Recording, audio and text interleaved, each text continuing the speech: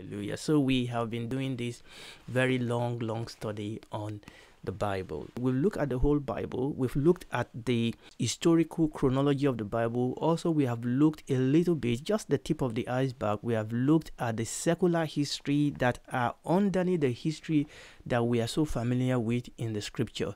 And what we are doing now is to look at three endings in this chronology. We have completed the kingdom of Israel, the endings, and that is what we have done so far. I want you to pay close attention today to the role that the prophet played as we go through this story. And you will see that they play both the good and the bad role. We want to talk today about the house of Judah. We want to talk today about the southern kingdom. Remember, we've talked about the end of the northern kingdom, the house of Israel. Today, we want to look at the end of the southern kingdom. We actually read that in the last chapter of the book of 2 Chronicles. We are just going to read only a portion of it. We want to read from verse 11. Now, the house of Judah came to an end during the reign of Zedekiah. So I will read. Zedekiah was 120 years old when he began to reign, and he reigned 11 years in Jerusalem. And he did that which was evil in the sight of the Lord his God, and humbled not himself before Jeremiah the prophet, speaking from the mouth of the Lord. And he also rebelled against King Nebuchadnezzar, who had made him swear by God, but he stiffened his neck and hardened his heart from turning unto the Lord God of Israel. Let's keep reading. Moreover, all the chief of the priests and the people transgressed very much after all the abomination of the heathen, and polluted the house of the Lord, which he hallowed in Jerusalem. And the Lord God of their fathers sent to them by his messengers, rising up betimes and sending, because he had compassion on his people and on his dwelling place. But they mocked the messengers of God, and despised his words, and misused his prophet, until the wrath of the Lord rose against his people, till there was no remedy. Therefore he brought upon them the king of the Chaldees, who slew their young men with sword in the house of their sanctuary, and had no compassion upon the young men or maiden, old man, or him that stooped for age. He gave them all into his hand. And all the vessels of the house of God, great and small, and the treasure of the king and his princess, all these he brought to Babylon. And they burnt the house of God, and break down the wall of Jerusalem, and burnt all the palaces thereof with fire, and destroy all the goodly vessels thereof. And them that had escaped from the sword carried he away to Babylon, where they were servant to him and his son until the reign of the kingdom of Persia, to fulfill the word of the Lord by the mouth of Jeremiah, until the land had enjoyed a Sabbath. For as long as she lay desolate, she kept Sabbath, to fulfill 70 years.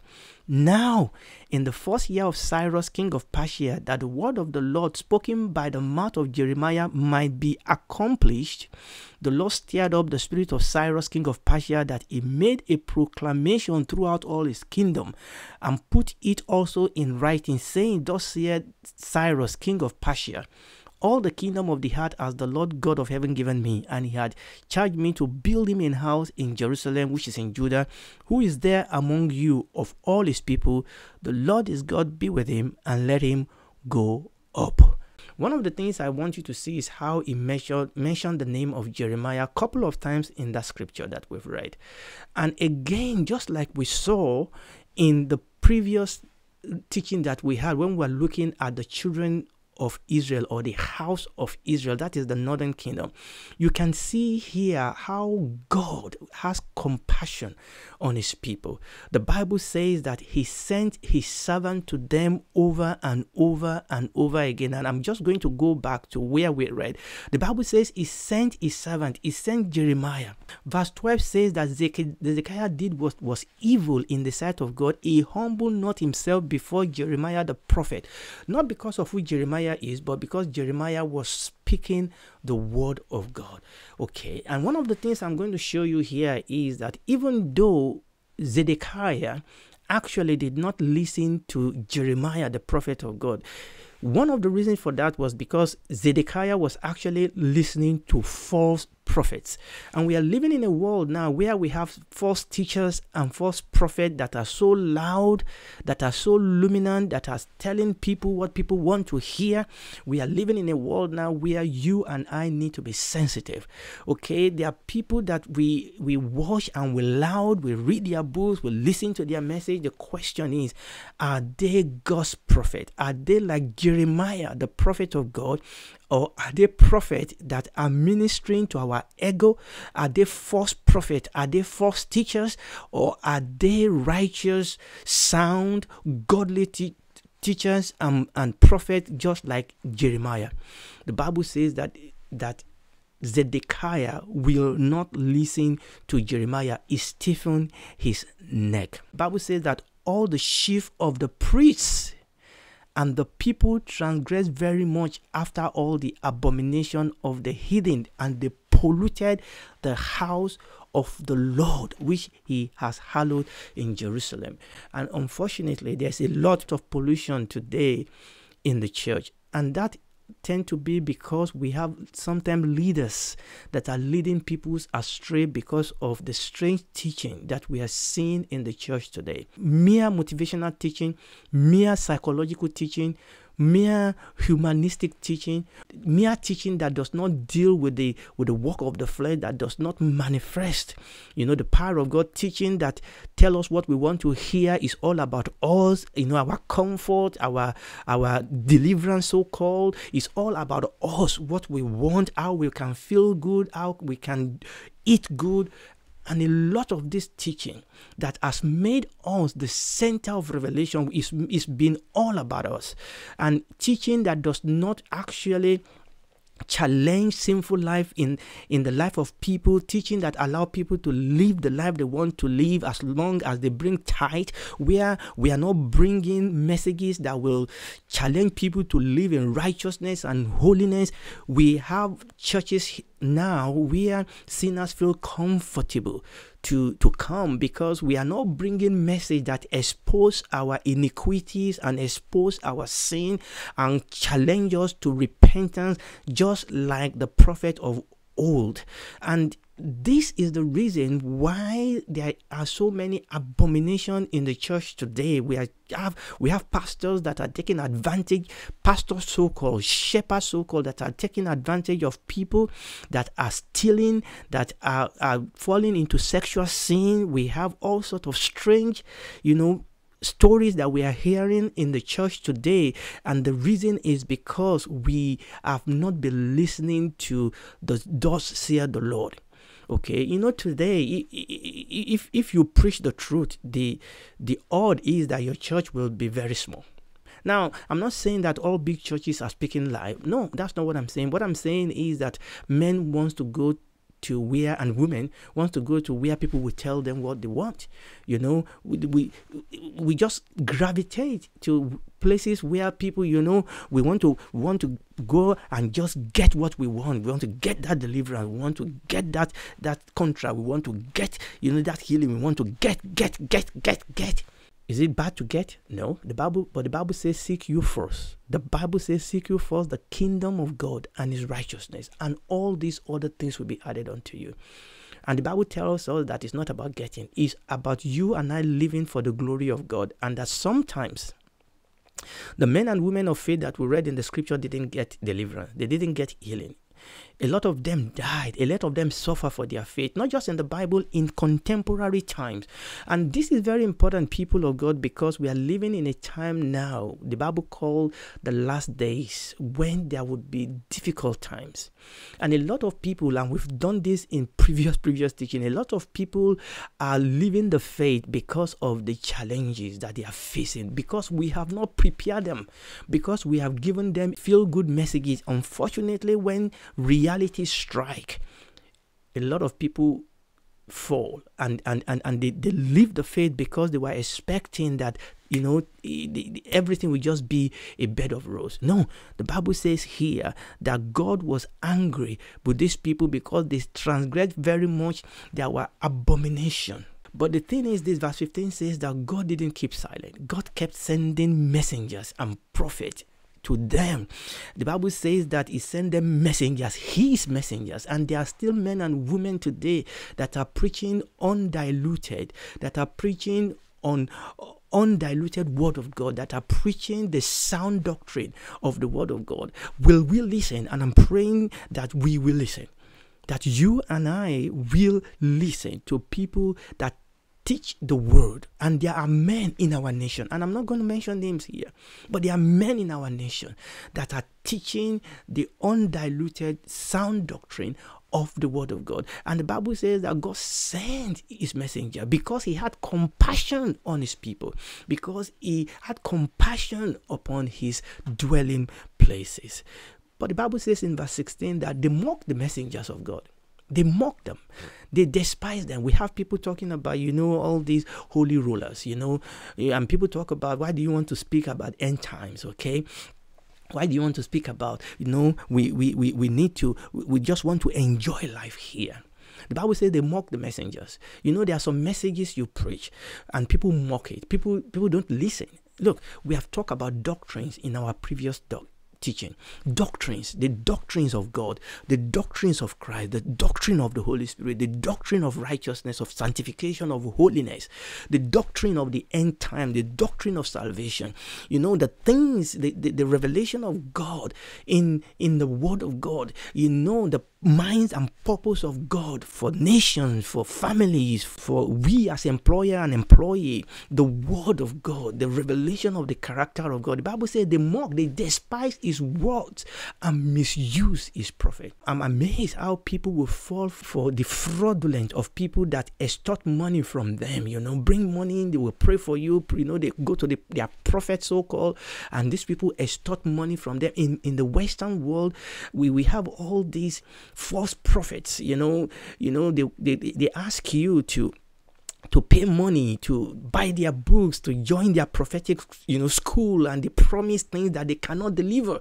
They promise you, on the spot prophecy. They promise you, interesting healing, things that they cannot deliver. And a whole lot of this group of people, they have all sorts of scandals. But unfortunately, people still flock to them. I mean, we have a whole lot part of the church, particularly in Western world, that are going the way of liberalism. Okay, nobody is talking about the issues that is affecting our world today. We are so afraid to talk about identity politics and issue with supposed to gender issues that are going on in our world today.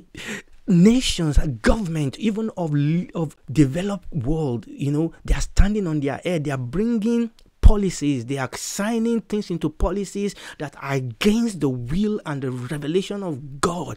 They are attacking the very foundation of faith, the very foundation of family, the very foundation of the community, of culture, and they are signing this thing into law that are basically criminalizing Christianity. We are living in the world today that when you and I live as Christians, we are committing crime by the law of many lands today. Preaching the gospel, preaching the love of God to people that are walking in the wrong way, sexual wrongness, people that are living a wrong life like we have in Sodom and Gomorrah, where we have all sorts of sexual confusion in the world today. But today is becoming absolutely a crime for you in many nations of the world, for you to actually bring the word of God. When people committing abortion, people having confusion about their gender, people having confusion about their identity role, or even in some places to preach about the salvation, to preach the love of God to people has become a sin. But the Bible says here that the prophets and the prophetesses of God that want to bring the mind of God into this situation, they have been abused. I was reading about one man of God that was preaching the truth that was thrown into prison. Not for committing crime, but for preaching the truth. I mean, this happened in China.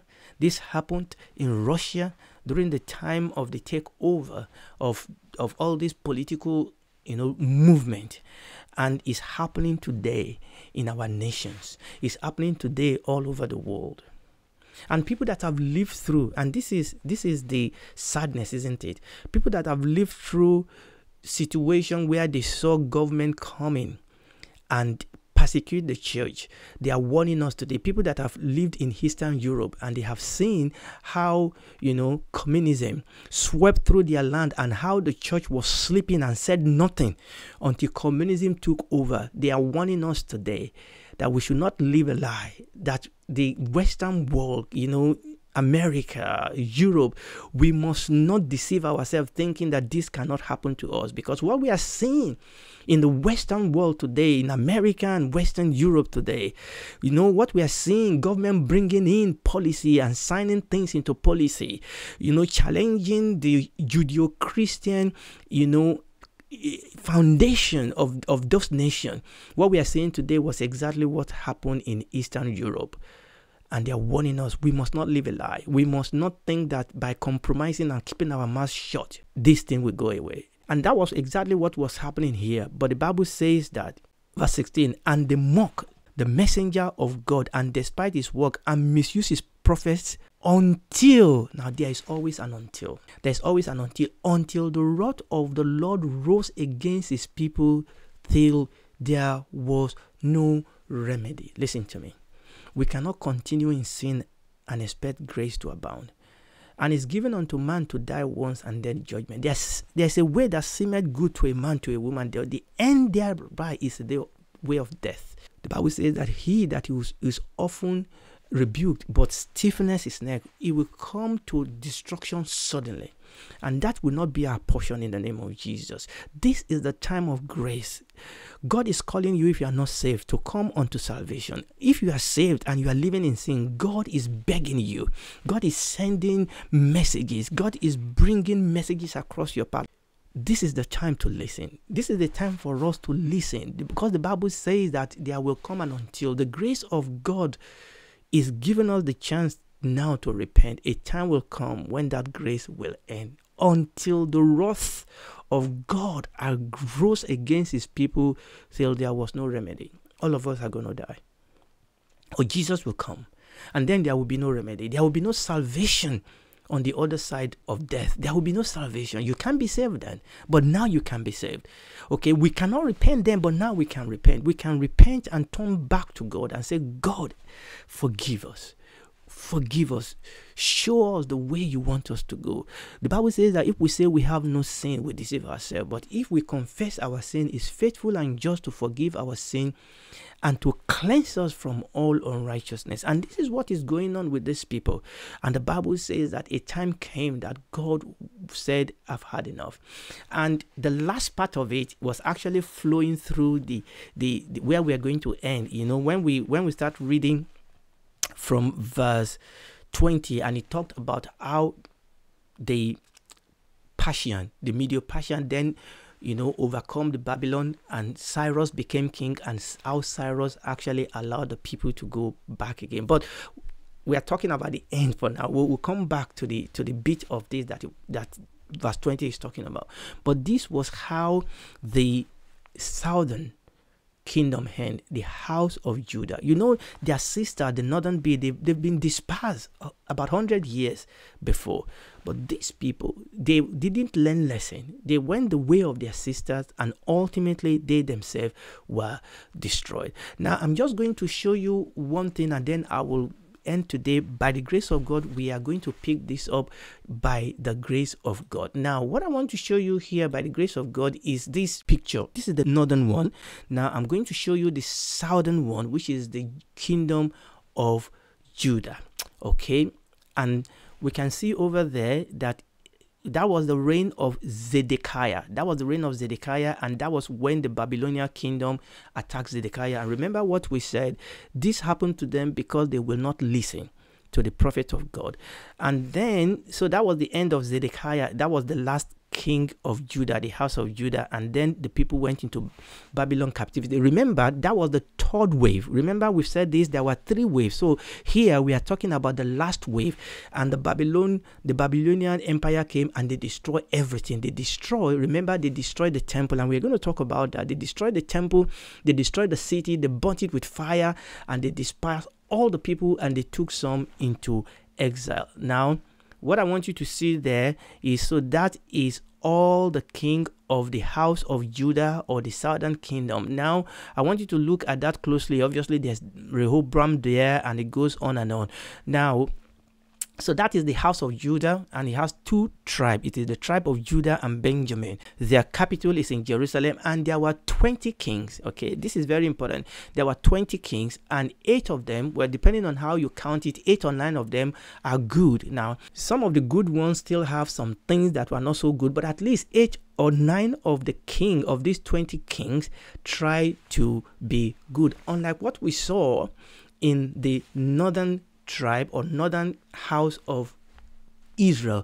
There were 19 kings, none of them were good, but in the southern kingdom or the house of Judah, we have 8 of their kings, or 9, depending on how you count them, that at least try to do some good. So we have period when we have people, when we have revival in the land, and that seems to have prolonged, as it were, their time. But eventually they also fell into this sin, and there was no remedy, and God dispersed them. So at this point, the whole northern tribe of Israel was gone, and also the southern tribe, that's the house of Judah, was also gone. Next time, by the grace of God, we are going to now hone down and talk about the prophets, the kings and the prophet. I've touched on them in this teaching and the last few previous teaching, but next time, by the grace of God, we are going to focus on it, because I believe this is the message that God is bringing to us today. And if you are listening to me, like we've said during this message, listen to me. A time will come when it will be too late.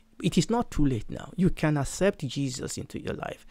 You can admit that you are a sinner, you are a rebel, and you can accept the cross of Jesus. Okay, for God so loved the world that he gave his only begotten Son, that whosoever believe in him will not perish, but have everlasting life. And you can accept him as your Lord and Savior. It will come in, and it will give you a new life, a new birth, and you'll become a child of God, and God will become your Father and walk through this life with you. Even if you pass through the valley of shadow of death, even if you pass through waters and fire, will be there with you. And when this is all over, you and I that are his own will spend eternity with him in the new heaven and new earth.